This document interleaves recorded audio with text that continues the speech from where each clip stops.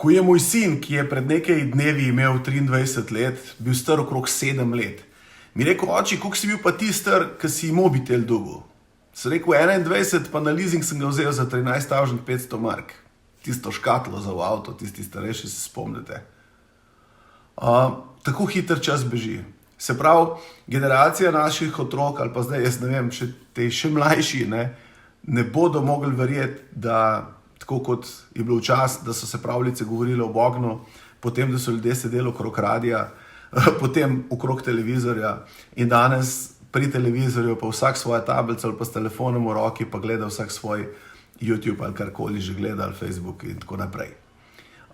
Zakaj ta video? Zaradi tega, ker ugotavljam med svojimi klienti in prijatelji, da v 2020 COVID situacija, groza, veliko kupujejo ljudje na spletu in veliko kupujemo na spletu. In skoraj, da ga ni, da se ni saj nategnil dvakrat, trikrat letos, da je nekam nakazal, pa ni dobil ali pa karkoli že.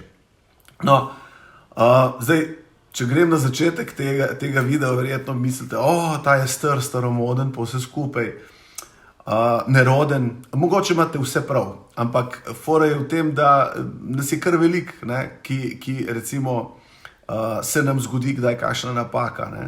In jaz mislim, da so danes stvari že toliko spiljene, toliko dobro narejene, da te gesla pa skrite kode, ki jih imamo, omejujejo samo nas, mene, ki jo pozabim, hekerji in prevaranti nas zmeraj dobijo.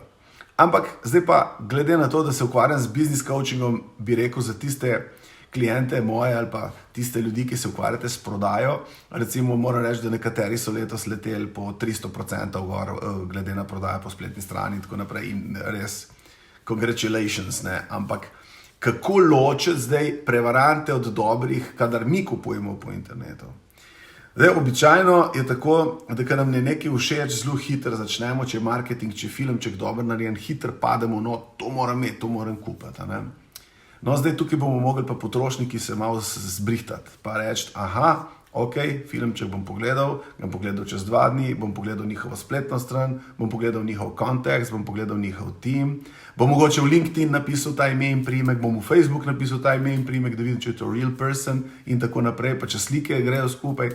Malo hecno, ampak veste kaj, kadar gre za vaš denar, potem ste lahko previdni. Zato pa tisti developeri, tisti, ki delate pa spletne trgovine in podobne stvari, dajte nas pomiriti. Pomirite nas z nekimi pričanji resničnih ljudi, z nekimi, ne vem, slikajte hišo, karkoli, dajte nam neko šanso, ker tole, kar je pa zadnje čase in tako, veste, to je tako, kadar zdravstven problem med prijatelji začneš govoriti. Do takrat misliš, da si ti zbolel ali pa ti imaš te težave.